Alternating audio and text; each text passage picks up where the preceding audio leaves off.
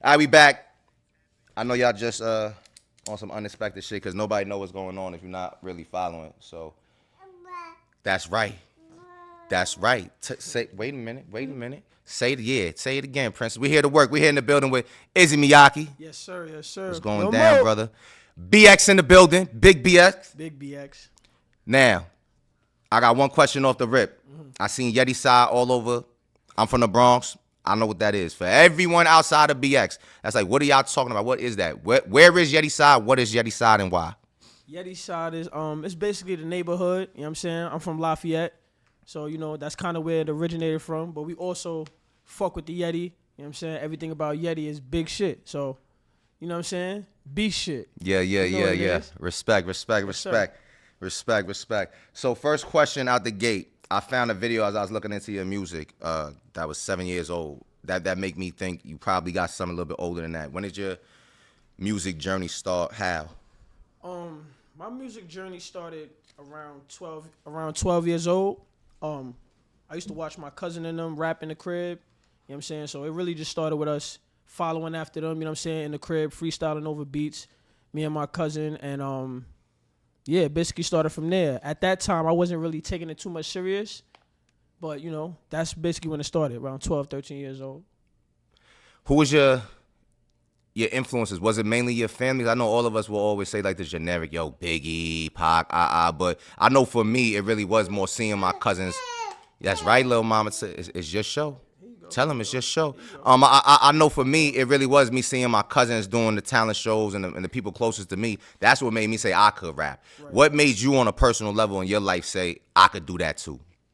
Well, I always had a hand in the music. You know what I'm saying? My mother used to go to church, so prior to me rapping, I was in the choir. So music was always like, you know what I'm saying, kind of in my blood.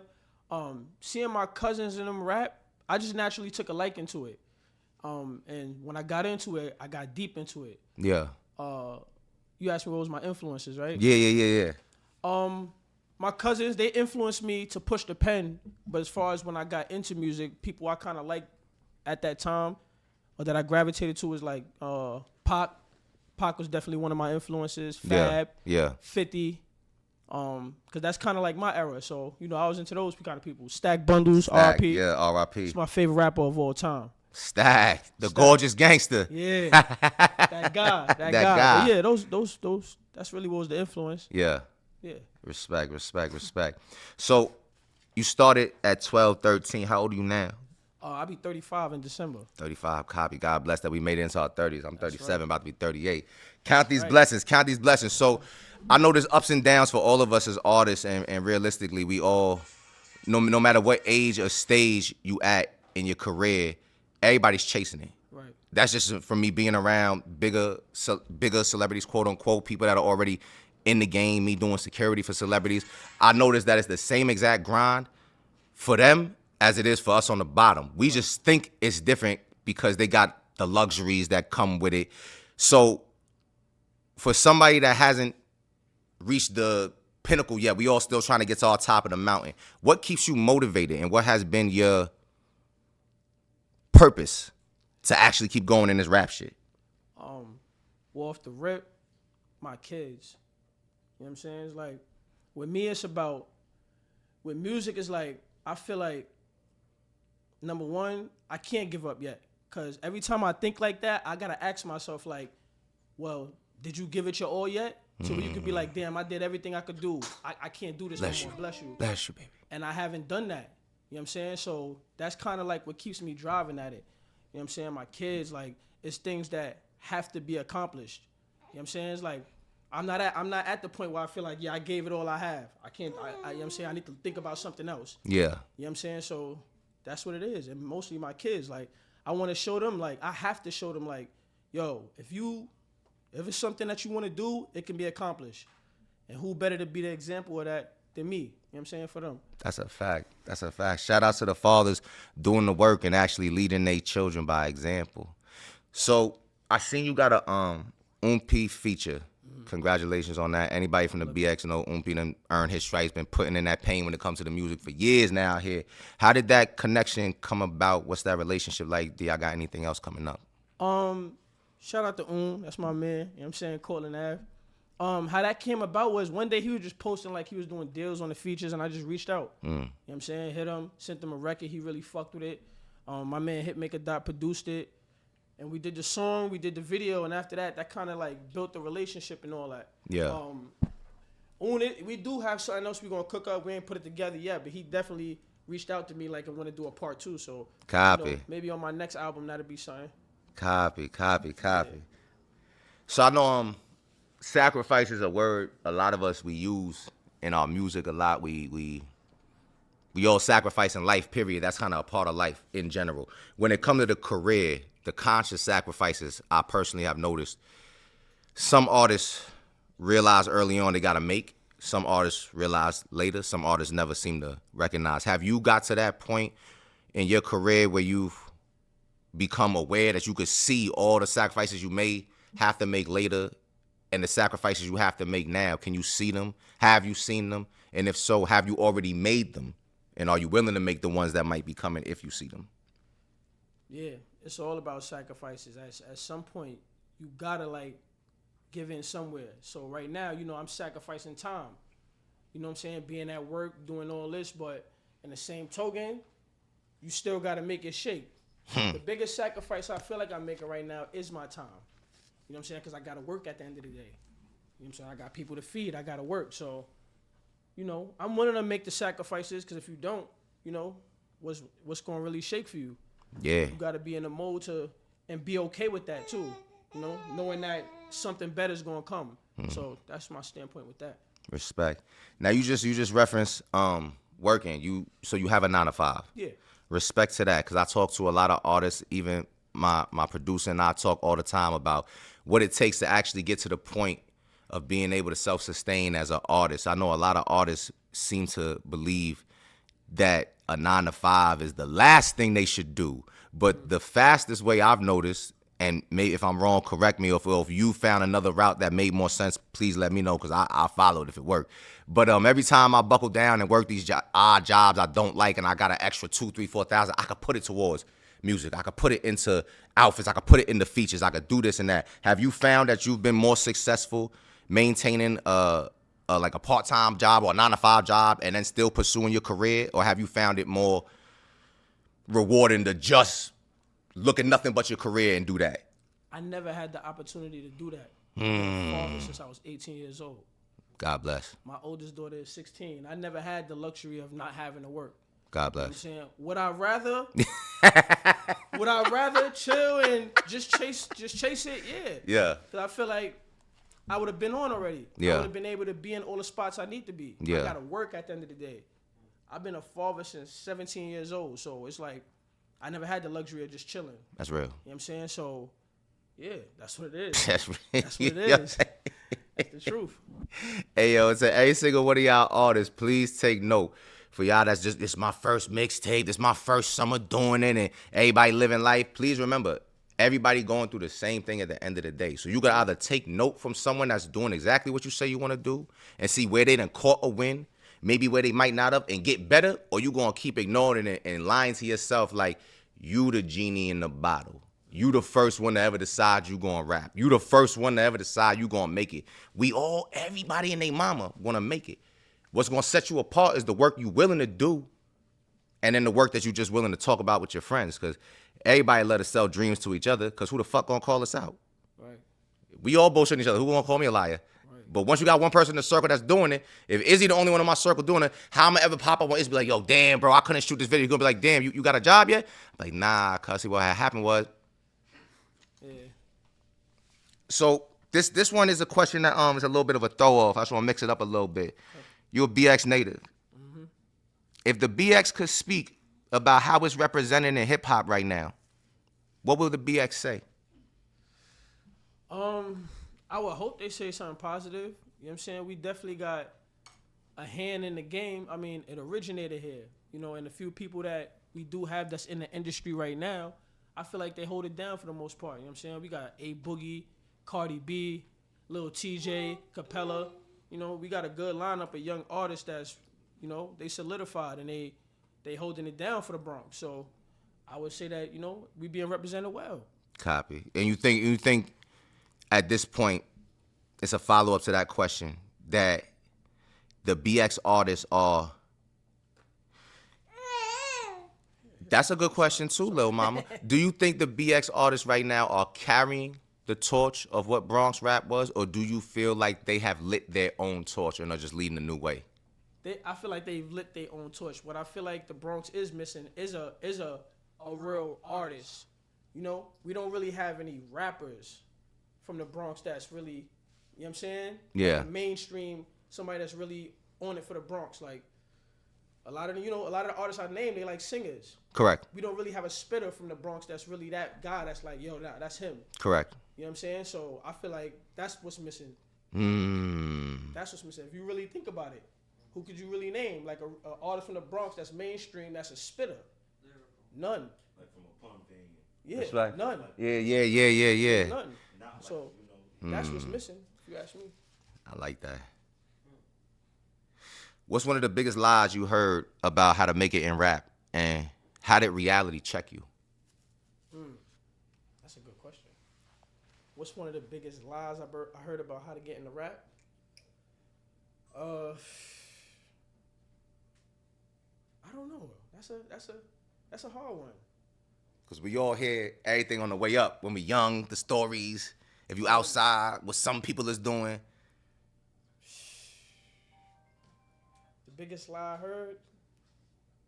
I don't know. That's a good question, bro. I don't know. Put a pin in that. Yeah, Yeah, I knew that was a good. Put a pin in that. We gonna spin back to that one. It was a second part to that question. Yeah. What's one of the biggest lies you heard about making it in the rap, and how did reality check you on it? Oh yeah, I don't know. I gotta put a pin on that one. That was a good one. The screen is black. Let me find out. Did we lose? Oh, it was black. It was black over here too, because I got the stream up. It went black. It just came back in. Yeah, it's glitching. Yeah, we got technical difficulties, but rock out with us. We still here. Don't worry. It's going to be clean when it go on YouTube. Yeah. Either that or the wire itself. So, what was the other one I wanted to ask you? Do you feel like the Bronx is still the heartbeat of hip-hop, or do you think another city has stolen that title for now, if we being honest? They can never steal the title. They can never steal the title, bro. It don't matter what's going on. They can never. It's a few boroughs Talk that that I shit. feel like. It's boroughs that I feel like definitely stomped. Like I'll give Brooklyn. Yeah. Because I feel like it was at a time like 2-3 years ago, like when Pop Smoke and Favi and them was coming out, like they had a run. Yeah. Like, you know what I'm saying? The Brooklyn, like they was just heavy. Lola Brooke, all of them, like they just came with like a flood. But as far as the heart, nah, son. It's nothing that could match. Impossible, Bronx yeah. energy. This is hip hop. No lies detected. No lies detected. I like that.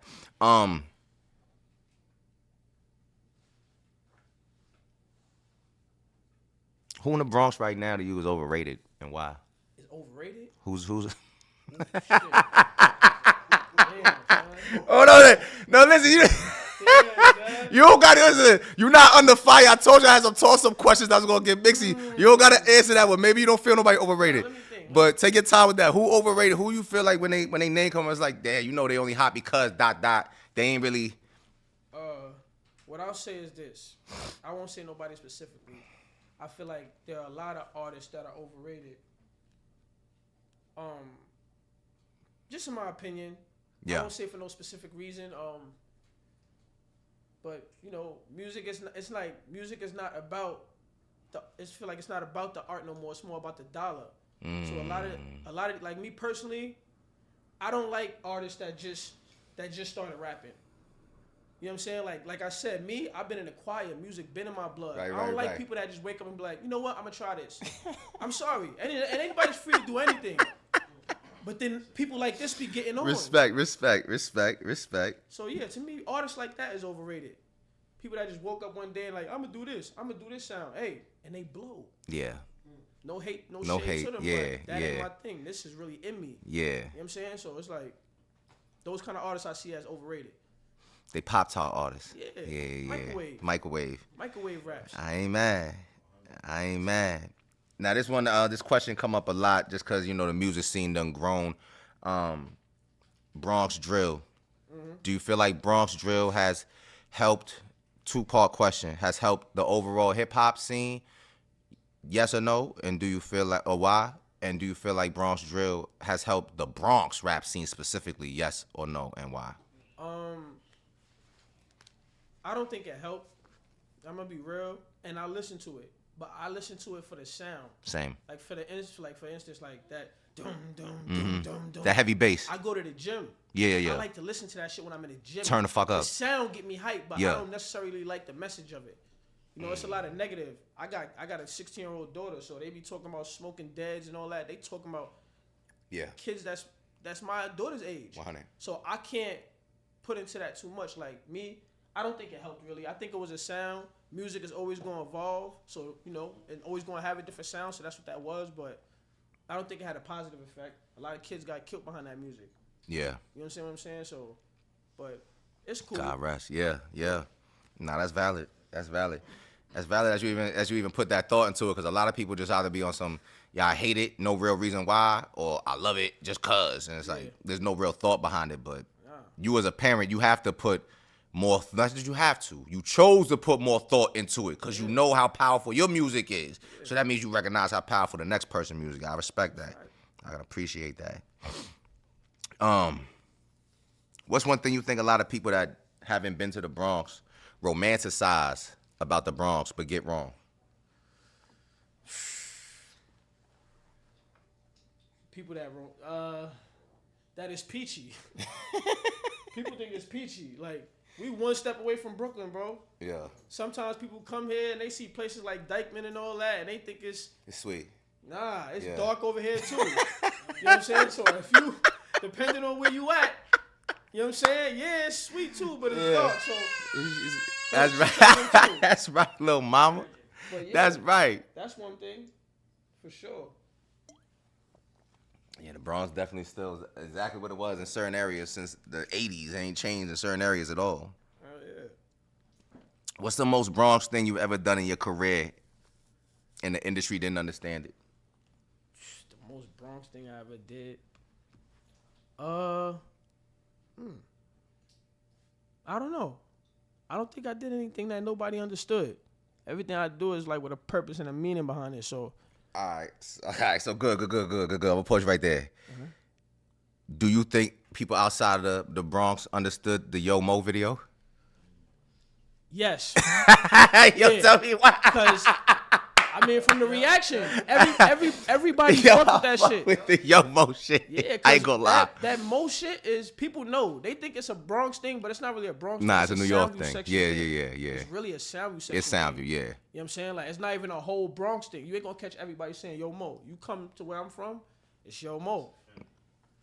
It's Yo Mo. That's real. That's a fact. That I ain't gonna lie. When I seen the Yo Mo video, I was like, I don't think too many people is even gonna pick. I said, if they not from New York, period, they confused when they hear Mo.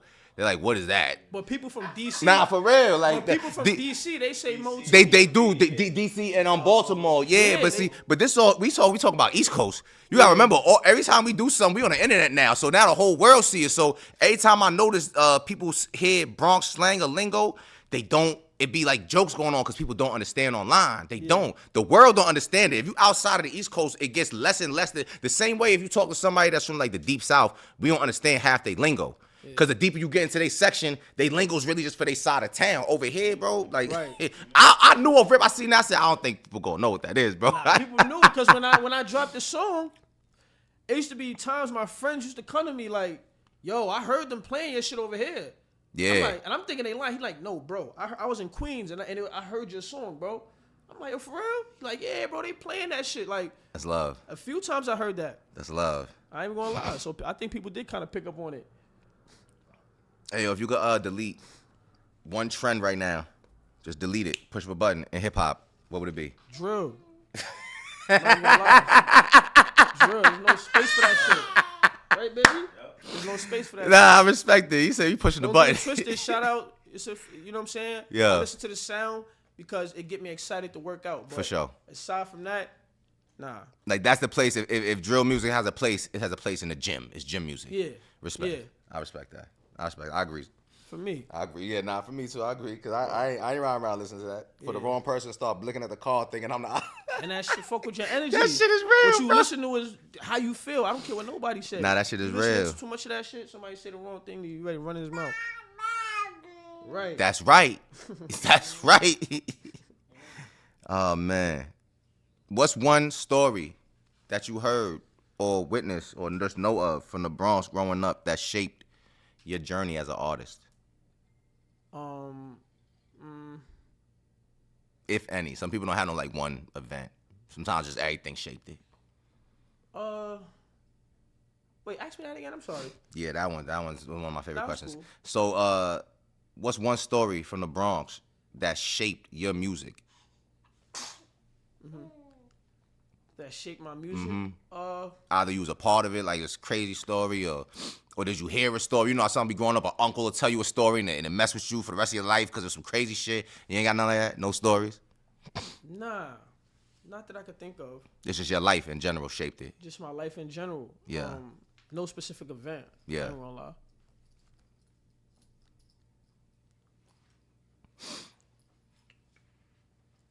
What you think right now is the most important for your career? For you to focus on your bars or your branding going forward? Branding? Brandon, bars is naturally gonna come. A lot of artists get caught up in the art and forget about the business side. And that was the mistake I made for a long time. Yeah, I spit. Yeah, you nice. Yo, and you forget about, all right, this is business though. Yeah. You know what I'm saying? And that's the main mistake. So yeah, Brandon. Respect. The art, I naturally do that. That's me. Yeah. The other part. Now, Izzy Miyagi is such a unique name. It has a sound. It's not one you're going to hear and forget. Anybody that's into the fashion probably remembers the Izzy Miyagi from back in the day. If you don't know about that, you just probably wasn't really, moving around like that. It's all good. But I know it. So your name it resonated with me immediately. But I saw potentially some other references. I ain't want to make up I know artists, when we hear shit, we start making up the story about, oh, that's probably how you got the name. So where did that name come from? How did you birth into Izzy Miyagi, the artist? All right, so I kept the name because, this is a crazy story. I went to 2 different studios and I was recording, and my man Reason gave me the name. Shout out my man Reason. He gave me the name Izzy Miyagi. He was the first one to call me that. Yo, I rap. He like, you kicking that shit, bro. Izzy Miyagi. Bro, why I went to another studio and the engineer said the same shit to me. Nah. Different engineer. Like, yo, you kick that shit. Izzy Miyagi. Right there, I was like, I'm keeping it. Yeah. I'm keeping it. I was Izzy Dollars at first. Copy. When I first was rapping, I was Izzy Dollars.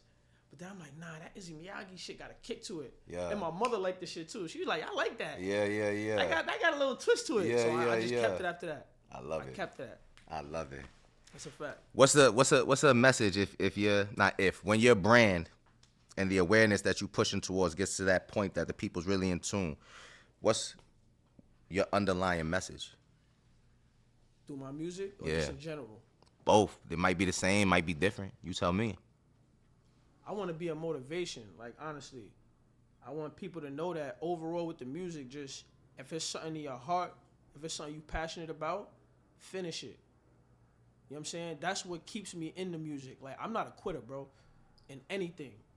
Like, that's my trait I love about myself. I don't quit, bro. You know what I'm saying? There's times where I, like, you know what I'm saying, with music, like, yo, I don't see this shit right now. Like, I got them to deal with. You know what I'm saying? I don't think that shit sounding like bullshit right now. It's real. But it's always something in me to be like, nah. Can't stop. Oh, I'll always get a sign. Somebody always check in on me like, yo, what's up? You all right? Where the music at?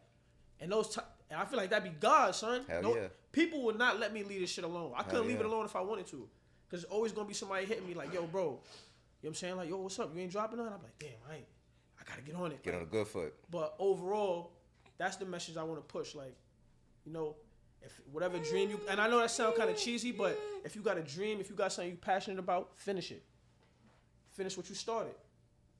I've been doing this too long to just be like, nah, forget it. I already got 20 years in almost. I can't be like, nah. And even if I wouldn't make it as a rapper, I gotta have my hand in some way. Respect. I'm gonna be a manager. I'm start making beats, something. Respect.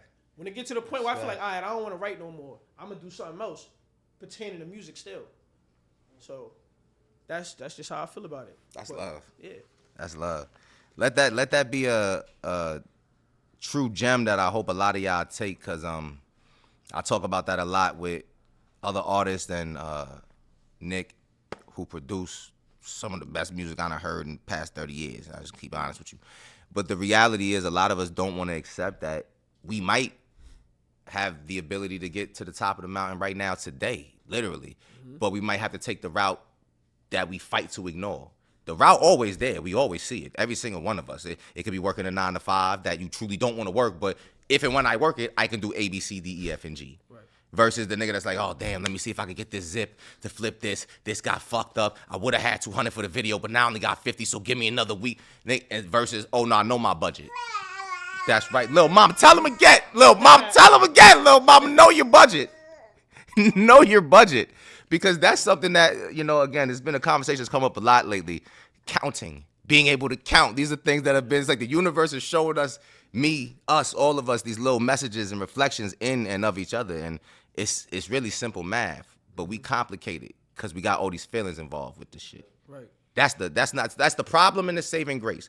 That our feelings is motivating us. The feelings for the people we love is what's going to give us the fire. That same feeling gives us the good pen, the energy to put on the track. Then that same feelings fuck us up when it's time to do business, because how I feel is impacting my business. Guess what business don't do?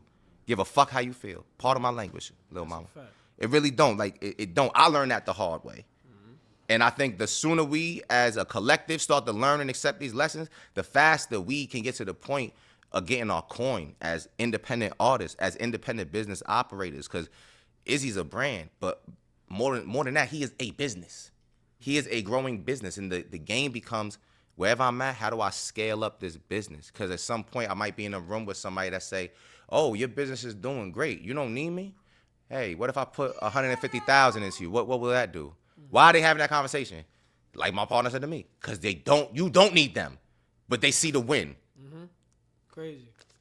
Get on the good for the don't, man. Get on the good for the don't. I had another question I wanted to ask you. As a Bronx artist who's made these observations that I can't really argue against with, you know, the state of music and drill and where we at, what we might be missing, what would be a message that you would want to send out to your audience now, your future audience, and just the audience of hip hop as far as what the Bronx is still doing and plans on doing in this game and what you gonna do with it? Shit, the message I want to send is, personally, for me, is, I mean, I can't make everybody follow me, but what I want niggas to know about me is that I'm a force to be reckoned with. You know what I'm saying? Period. I want to leave my staple. You know what I'm saying? Again, like a lot of my music is come up. I feel like motivational, like get to it, get up. You know what I'm saying? Mm-hmm. So I want to spread that amongst people as well. Like, get up, get motivated. Like, you know what I'm saying? I done did everything too, bro, that you could think of to get money or whatever you thinking. Like, so I've been there too. That's why a lot of my music resonate with the hood. Yeah. You know what I'm saying? Because I speak to the trenches. Like, yeah. I speak to everybody, but I speak to the hood a lot, you know, in my own way. You know what I'm saying? So the message I want to send is, you know what I'm saying? I'm Izzy. You know what I'm saying? I hustled. I did all that shit too, and I'm here now. So you could do that shit too. Like, no matter what you doing. Let's get it. You know what I mean? Big BX in the building. That's Izzy right. Miyagi. What's all your social media platforms? And before that, do you have any new music out on the way right now? Or do you have any songs that you want the people to tune in with right now? So the last joint I dropped was 7:30. You can find me on all platforms. Izzy Miyagi, Izzy Miyagi. You type that anywhere, you're gonna find me. I'm actually working on Story Ave Part 2. You know what I'm saying? I'm hoping to drop that in December. Me and my man Hitmaker Dot, he gonna executive produce it. He's on all the beats, so that's what I'm working on now. Go to YouTube. You can see Open Letter, all the joints I dropped recently. Yeah. I'm about to drop a freestyle in the next few days. What's the name of that shit again? That shit with Meek and Friday. Crash Out. I'm about to drop a Crash Out freestyle in the next few days. So yeah, that's basically it. But Story Ave 2 is the main focus. Story Ave 2? I dropped Story Ave 1 in 2020. I seen the project. That was 5 years ago. Yeah, so, yeah, I seen it. I peeped it. This one gonna be it. And I saw with the 730. I see you. Shout out to you for keeping it so calm and chill with what you're doing. But I saw Benji Films shot the 730 video. I wanted to ask about that before we got up out of here. How did you make that connection with Benji Films? Benji Films always fucked with me. You know Yeah. what I'm saying? He always used to hit me like, yo, you one of my favorite spitters from the Bronx. So basically I just reached out to him. He liked the song, so he was like, yeah, I'm gonna do that. He knows some of my family too, so that's love. That's love. A lot of these relationships are built off of who we know and basically like word of mouth and getting passed on. What would be before we sign off, one thing that you would leave as a message to young artists that are not creating these relationships because of things like drill and all the beef being perpetuated? Is it going to be better for them to keep going that route, or from your experience, do you think it's going to be better for them to bridge the gap and connect some dots? Yeah, it'll definitely be better because at the end of the day, we all know the motto. It's not what you know, it's who you know. You could be nice as hell, it don't matter. You're going to be nice as hell sitting where you at. If you ain't out there building those relationships, getting to know different people, that's how you spread your brand.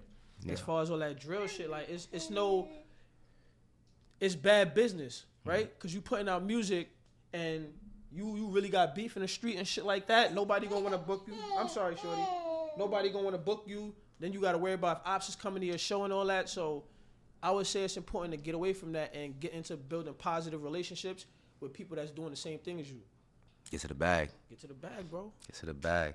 Hey, yo, y'all heard it here first. Tap in. Make sure y'all following official Izzy Miyagi _ on Instagram. I'm KYD Works. This will be up on the YouTube channel, Rise of the Lost. Make sure y'all tap in. Tap in with Izzy up front. Tap in with the music, because you don't want to be the one that said, oh, I did see that interview, I didn't follow it. Be one of them the first listeners. Be that person that gets to tell your people in your circle, yo, I found one of the newest hot artists, because the most sucker thing we as fans could do is wait for somebody else to tell us it's time to listen to somebody. Right. If you really into this rap shit, don't forget what we really used to love. It was finding the artist first. Yeah. Saying, I found that nigga. We was taking credit like we created artists. You put nigga on the stats, but yo, bro, you heard Ghost in the Shell? Yeah. I felt like the king when I put niggas on the Ghost in the Shell. Yeah. Oh, you ain't heard this yet? So I just put y'all on the Izzy Miyagi. Don't be the last one in your group to be like, oh shit, I heard him first, but you took, nah, jump on the train and let's go. We all headed to the top. I'm gonna see you at the next stop. Rise of the Laws, I'm gonna see you at the last call. Tap in or get tapped the fuck out. You heard? Peace.